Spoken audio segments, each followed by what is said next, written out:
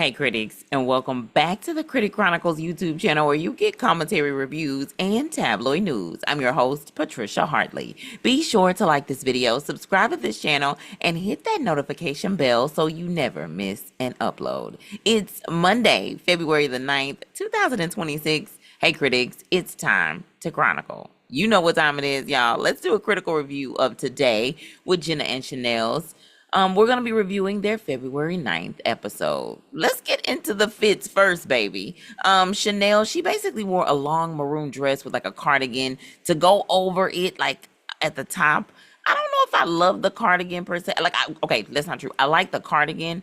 I just would have liked to see it like without it, because I'm not sure. Maybe it wasn't even a dress. Maybe it was actually a skirt and she wore the cardigan over. That could have been the case, but it looked like a dress, if I'm being honest with you, with the cardigan over it, but then she had the cardigan button all the way up. Okay. She also wore some nude pumps, or yeah, I would say nude pumps, and her hair was like, it was crinkly today, she had got a little crinkle to the hair. I see you, Sheinelle. Okay. Jenna wore like khaki leather slacks and like a Freddy Krueger striped sweater, like 1, 2 Freddy's, but not in a creepy bad way, like in a good way. It was blue and like maroon, like a navy blue, and like a dark maroon, like it was nice, very fuzzy. And she had on like a brown belt. Did I say the belt already? I think the ladies looked like their outfits were in sync today. They looked very warm on this Monday. They talked about the round table topic, which was, of course, around nothing else but the Super Bowl. They talked specifically about the halftime performance, which, of course, the Super Bowl happened this past weekend, with Seattle Seahawks coming out on top with a score of 29-13 against the New England Patriots. So shout out to the Seattle Seahawks and congratulations on your victory. They talked also not only about the halftime performance, but they talked about Whitney Houston and basically how she performed, years ago, of course, singing the national anthem. This year it was Charlie Puth who actually sang the national anthem. I wasn't as familiar with Charlie Puth. Now, I heard the name before, but I wasn't as familiar, so it was nice to hear him sing. He did a good job with his rendition of the national anthem. But of course, they talked, yes, going back to Whitney Houston. But what I was wanting them to talk about, which I should have known they weren't going to talk about it, but the fact that Coco Jones, she actually sang the Black National Anthem, and just how people are just not familiar with the fact that there is a Black National Anthem. Yeah, somebody go over there and tell Megan Kelly it is a Black National Anthem, and it should be sang before the national anthem, okay? Girl, deal with it.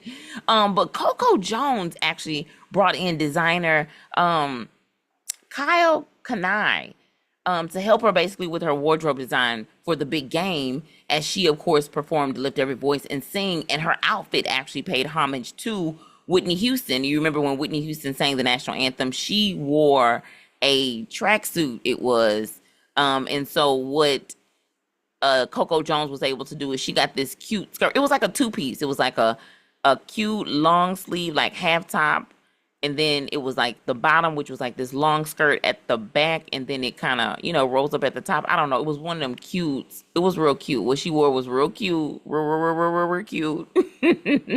And she sounded amazing. So yes, as you said, Coco, you did the ancestors good. Okay. And for those of us who are still on earth too, girl, you made us proud. Sheinelle, though, talked about having like an impromptu, sort of a surprise, sort of a Super Bowl party at her house. Her and her husband used to have Super Bowl parties all the time. She said because Uche's birthday is also around the Super Bowl, plus he plays on like 2 soccer teams and all of the things. And so she said, I think it was her daughter who invited some folks over, or maybe it was one of her children who invited some people over. And then the next thing you know, there was a knock on the door and everybody was bringing a little something.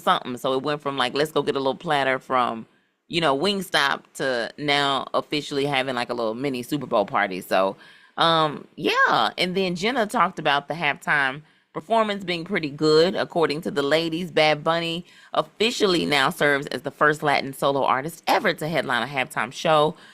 Folks like Ricky Martin, Lady Gaga, and even Cardi B, even though she didn't perform, made an appearance in the show. And also Cardi B is officially done with her latest man, right? Stephon Diggs. So I guess I was right. It was like a little play. I wonder what would have happened if they would have won, though. Would it have been even more of a show? You know? I'll stop.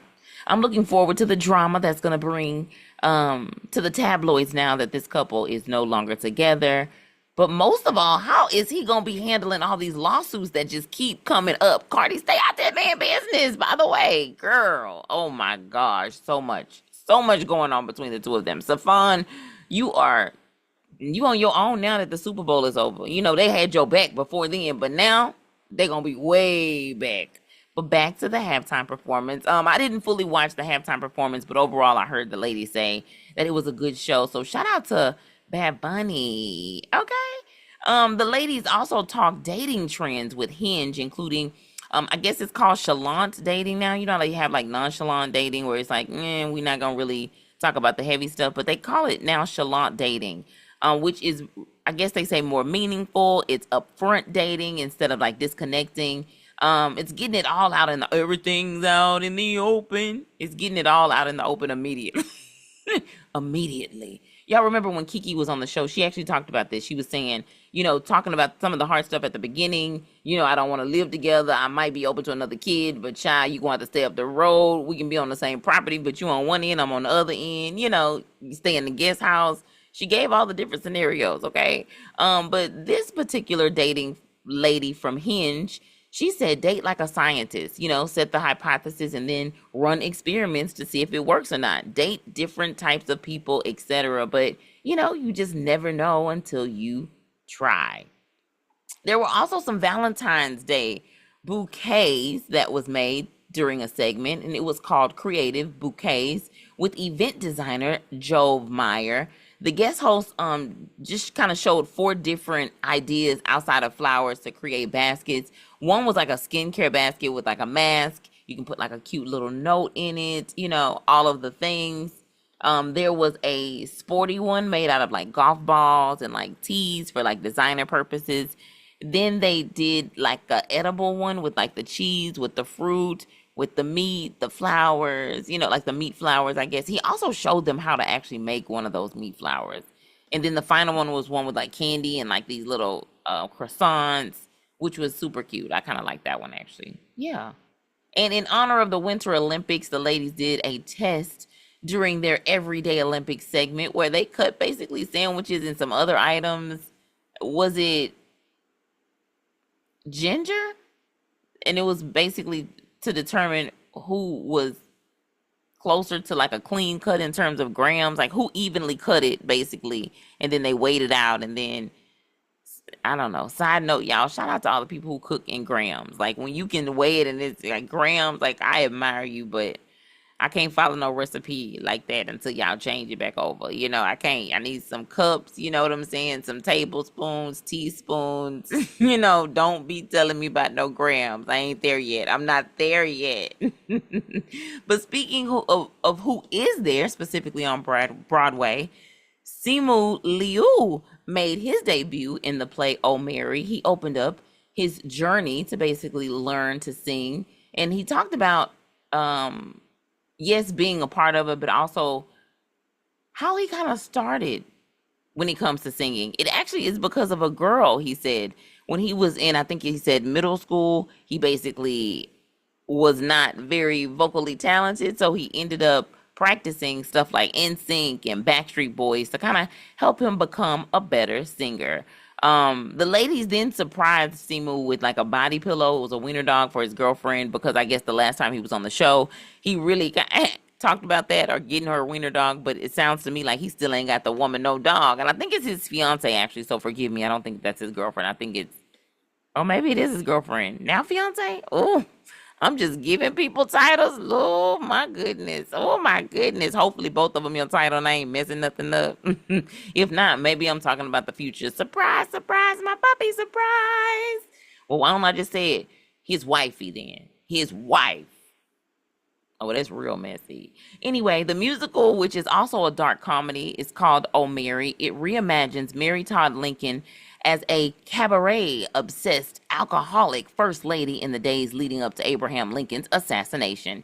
It's an 80-minute one-act play that finally examines the forgotten life and dreams of Mrs. Lincoln. So check that out if you get a chance. Yeah.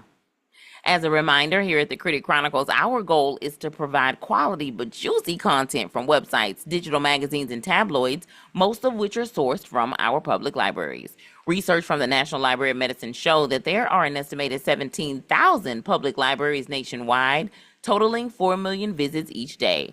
Public libraries are civic organizations that are committed to providing invaluable resources beyond books that are free and open to the public. Get your library card to access thousands of resources today and to read all of Jenna's book club recommendations.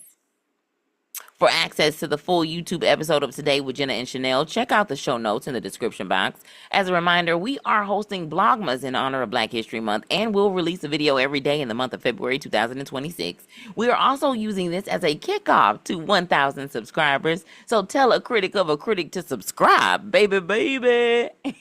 Also, be sure to subscribe to our backup channel, Hey Critics, also linked in the show notes. Thanks again for tuning in to the Critic Chronicles YouTube channel, where you get commentary, reviews, and tabloid news. Be sure to like this video, subscribe to this channel, and hit that notification bell so you never miss an upload.